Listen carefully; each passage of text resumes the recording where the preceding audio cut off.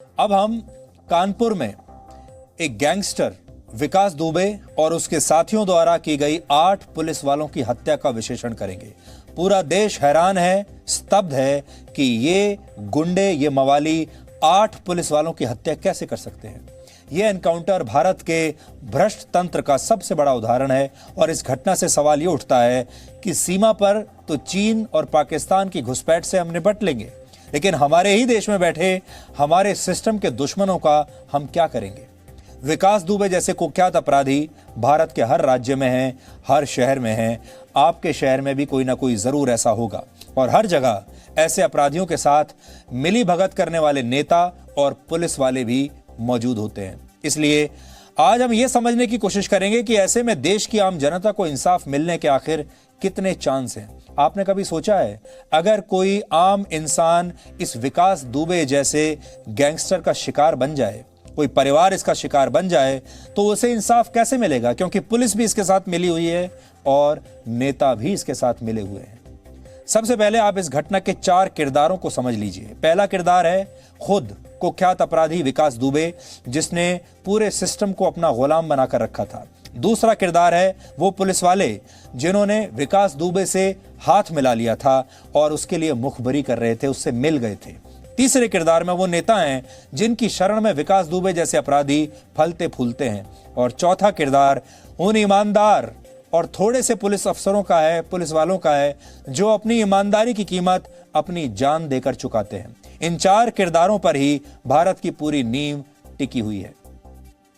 कानपुर के ग्रामीण इलाके में पुलिस की एक टीम का एक अपराधी को पकड़ने जाना, एनकाउंटर में 8 पुलिस वालों का मर जाना और एक गैंगस्टर का भाग जाना, ऐसी कहानियां आपने 50 के दशक से अब तक कई बार सुनी होंगी, पढ़ी होंगी, फिल्मों में भी देखी होंगी, किताबों में भी पढ़ा होगा, अखबार में भी पढ़ा होगा। लेकिन 2 जून की रात कानपुर में सब सच हो गया था। और वो भी हम पुराने जमाने की बात नहीं कर रहे, 70 और 80 के दशक की बात नहीं कर रहे, 2020 में ऐसा हुआ है।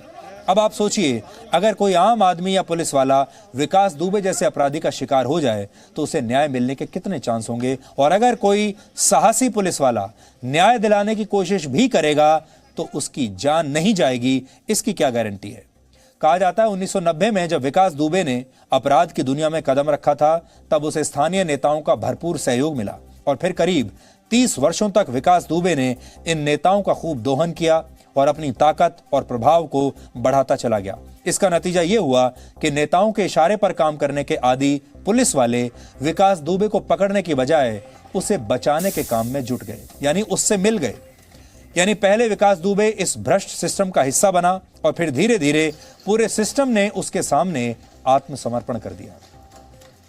2 जून की रात को उत्तर प्रदेश पुलिस की एक टीम विकास दुबे को पकड़ने उसके गांव गई थी, लेकिन विकास दुबे को इसकी सूचना पहले ही मिल गई और आरोपों के मुताबिक यह सूचना देने वाला कोई और नहीं बल्कि अलग अलग थानों के पुलिस वाले ही थे। यानी पुलिस वालों ने ही सूचना दे दी, लीक कर दी पूरी इंफॉर्मेशन।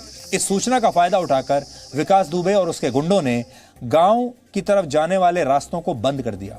वहां जेसीबी मशीन खड़ी कर दी, जिसकी वजह से पुलिस वालों को अपनी गाड़ियों से उतरकर पैदल गांव की तरफ जाना पड़ा। इस दौरान रास्ते में लगी जो स्ट्रीट लाइट्स थीं, उन्हें भी बुझा दिया गया, बंद कर दिया गया और पूरे गांव में अंधेरा कर दिया गया। अंधेरे का फायदा उठाकर विकास दुबे और उसके 40 से 50 गुंडों ने पुलिस वालों पर फायरिंग शुरू कर दी। पुलिसकर्मी नीचे थे और ये अपराधी घरों की छतों से फायरिंग कर रहे थे, इसलिए पुलिस वाले आसानी से गोलियों का निशाना बनते चले गए। इस गोलीबारी में सर्कल ऑफिसर देवेंद्र मिश्र और स्टेशन ऑफिसर महेश चंद्र यादव समेत 8 पुलिस वाले शहीद हो गए, जबकि 7 पुलिस वाले घायल हुए। इस घटना ने पुलिस की तैयारियों पर सवाल उठाए हैं और यह भी पूछा जा रहा है, क्या विकास दुबे को पकड़ने गए पुलिस वालों को क्या एसओपी होना चाहिए? क्या इसकी कोई जानकारी नहीं थी? क्या उन्होंने कोई एसओपी फॉलो किया?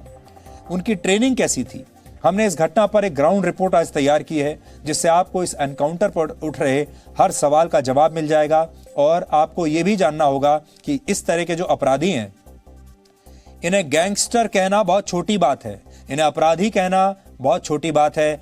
ये गैंगस्टर नहीं है, ये आतंकवादी है। ये भी उतना ही बड़ा खतरनाक आतंकवादी है जैसे आतंकवादी सीमा पार से हमारे देश में आते हैं और लोगों की हत्याएं करते हैं। ये वही है।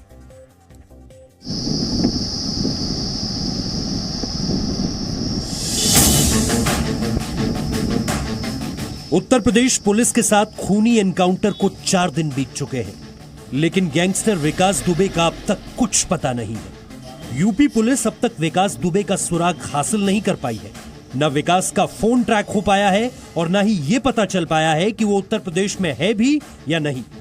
यूपी पुलिस मध्य प्रदेश और राजस्थान पुलिस के भी संपर्क में है, लेकिन पुलिस की मिलीभगत का नतीजा यह है कि 8 पुलिस वालों का हत्यारा विकास दुबे अब भी फरार है।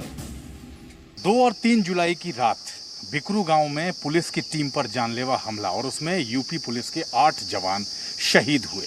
कैसे उस पूरे हमले को प्लान किया विकास दुबे ने, इसको जानने के लिए बहुत सारी ऐसी इंफॉर्मेशन है जो अब तक डिकोड नहीं हो पाई और हम आपको आज वो सब कुछ बताएंगे कि कैसे पुलिस की टीम पर हमले को प्लान किया गया था, इंफॉर्मेशन कैसे लीक हुई और कैसे पता चला विकास दुबे को कि उसको पकड़ने के लिए 25 लोगों की पुलिस की टीम, एक जॉइंट टीम चौबेपुर थाने से रवाना हो चुकी है और उसके गांव तक पहुंचने तक उस पुलिस की एक एक लोकेशन, एक एक जगह जहां जहां से वो पुलिस टीम निकलती हुई उसके गांव तक के करीब पहुंच रही थी, उसके घर के करीब पहुंच रही थी, उस एक एक लोकेशन की जानकारी विकास दुबे को कौन दे रहा था, ये सब कुछ आज डिकोड करेंगे इस रिपोर्ट में। गैंगस्टर विकास दुबे की पहुंच कहां तक थी, इसका अंदाजा इसी बात से लगता है कि पुलिस टीम की हर एक गतिविधि की खबर उसे पहले ही मिल जाती थी। पुलिस की टीम के निकलने से लेकर बिकरू गांव की पतली सी सड़क तक पहुंचने तक पुलिस वालों के बीच क्या बातचीत हो रही थी, उनकी संख्या कितनी थी, वो लोग किन हथियारों के साथ विकास को पकड़ने आ रहे थे, ये सारी जानकारी लगातार विकास को पहुंचाई जा रही थी, जिसका नतीजा ये कि 8 पुलिस वालों को अपनी जान गंवानी पड़ी। शिवली के मुख्य सड़क से 2 तारीख की यानी कि 2 जुलाई की रात तकरीबन 12:55 पे पुलिस की वो टीमें जो चौबेपुर थाने में इकट्ठा हुई थी, असेंबल हुई थी और उसमें जो तमाम अलग अलग थानों के जो लोग उसमें मौजूद थे, सीओ जो नेतृत्व कर रहे थे उस टीम का, वो तमाम जिप्सियां जो पुलिस की जिप्सियां थी वो इसी जगह, ये जो मुख्य मार्ग है जो आप देख रहे हैं, यहाँ से ये सड़क टर्न होती है बिकरू गांव के लिए, आप बोर्ड भी देख रहे हैं, यहाँ से ये सड़क, मुख्य सड़क यहाँ से अंदर टर्न हो जाती है बिकरू गांव के लिए। रात के तकरीबन 12:55 पे पुलिस की वो तमाम टीमें, पुलिस की वो तमाम जिप्सियां इसी मुख्य सड़क से अब अंदर की तरफ दाखिल हो रही थी और इस बात की जानकारी भी विकास दुबे को मिल रही थी। मुख्य सड़क से बिकरू गांव तक पहुंचने में 9 से 10 मिनट का समय लगता है। जैसे ही विकास को इसकी जानकारी मिली, उसने गांव की स्ट्रीट लाइटें बंद करवा दी, अपने गुर्गों को पुलिस वालों के साथ एक लंबी जंग के लिए तैयार कर दिया। लेकिन इस हमले की जानकारी पुलिस की टीम को नहीं थी। रात के तकरीबन 1:20 पर पुलिस की टीमें बिकरू गांव में विकास दुबे के मकान के ठीक सामने पहुंची। यहां मोर्चाबंदी हुई, वो जो आप एक हिस्सा देख रहे हैं, जो आधा बना हुआ हिस्सा, ये ठीक सामने, कुछ पुलिस वाले यहाँ और बाकी के पुलिस वाले ये जो सड़क है, जो गांव की एक मुख्य सड़क मानी जाती है, यहाँ पर जमा होकर उन्होंने मोर्चा लिया और ये विकास दुबे का घर है। यहाँ पर छतों पर बताया जाता है कि विकास दुबे ने जिन बदमाशों को, जिन 50 बदमाशों को एक आधे से 1 घंटे के अंदर अपने घर पे तैनात कर लिया था, उन्होंने यहाँ पर असला और बारूद के साथ अपनी मोर्चेबंदी ले रखी थी। देवेंद्र मिश्रा सर्किल ऑफिसर जिनके नेतृत्व में पूरी टीम आई थी, वो इस जगह तैनात थे, ऐसा बताया जाता है, और इसी जगह पे मोर्चेबंदी के साथ वो कोशिश कर रहे थे अंदर जाने की और सीधा यहाँ से फायरिंग हो रही थी। ये गोली जो देवेंद्र मिश्रा को लगी है, वो इस छत से जो गोलियाँ चली हैं, वो गोली सीधी देवेंद्र मिश्रा को लगी और वो फिर उसके बाद उनकी मौत हो गई। विकास दुबे का घर कोई आम घर नहीं था, वो एक किले के जैसा था। आप देखकर समझ जाएंगे कि जब इतने बड़े घर में हर कोने पर, हर दीवार के पीछे बंदूकों से लैस दर्जनों अपराधी हमले की फिराक में हो, तो उनसे निपटना पुलिसकर्मियों के बस की बात नहीं रह गई थी। गैंगस्टर विकास दुबे पुलिस वालों पर ऐसा हमला करना चाह रहा था जो इतिहास में याद रखा जाए। इसमें हैरानी की बात यह है कि ये गैंगस्टर जो है, ये अपराधी या ये आतंकवादी, इसको आप कह लीजिए, ये वर्षों से नहीं दशकों से ऐसे ही यहां रह रहा था, ऐसे ही लोगों को परेशान कर रहा था, लगातार अपराध कर रहा था। पुलिस जानती थी, नेता जानते थे, प्रशासन जानता था, सरकार जानती थी, लेकिन कभी भी इसे किसी ने रोकने की कोशिश नहीं की और अब जब इसने 8 पुलिस वालों को मौत के घाट उतार दिया, अब इसका घर भी तोड़ा जा रहा है, अब इसकी खोजबीन हो रही है और हम उम्मीद करते हैं कि बहुत जल्द ये पुलिस की गिरफ्त में जरूर आएगा। कानपुर एनकाउंटर में शहीद हुए सर्कल ऑफिसर देवेंद्र मिश्र की बेटी वैष्णवी मिश्र ने आज हमसे बात की और वो मेडिकल परीक्षा की तैयारी कर रही थी, लेकिन अब वो पुलिस अफसर बनकर अपने पिता की तरह देश की सेवा करना चाहती हैं। वो बहुत एक्टिव थे और इवन उनके पास टाइम नहीं हुआ करता था हम लोग के साथ टाइम स्पेंड करने का।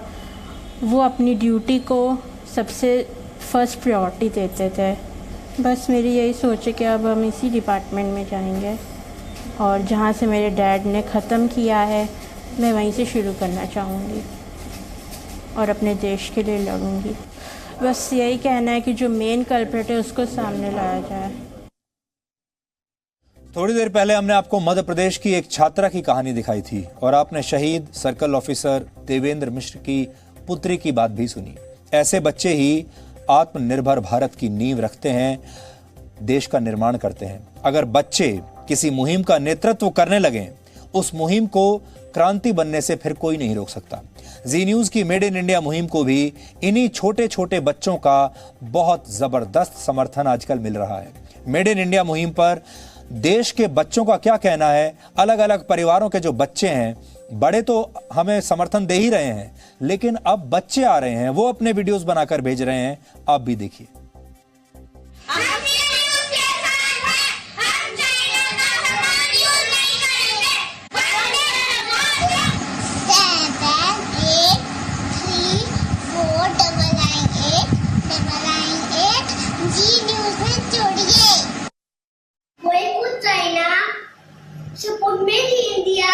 मैं जी न्यूज की मेड इन इंडिया मुहिम के साथ हूँ।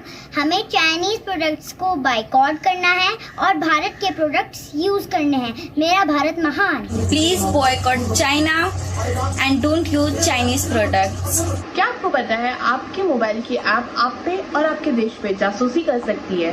तो अब तक हमें आप सब की तरफ से इस नंबर पर 72 लाख से ज्यादा मिस्ड कॉल्स आ चुकी हैं, लेकिन अभी आपको रुकना नहीं है, अभी आपको थकना नहीं है। ये नंबर आप नोट कर लीजिए, अपने दोस्तों के साथ शेयर कीजिए, परिवार के साथ शेयर कीजिए और इस मुहिम में अपने तमाम लोगों को, जिनको भी आप जानते हैं, उन्हें इस मुहिम के साथ जोड़िए। Presenting B News app available on Google Play and App Store. Download it now.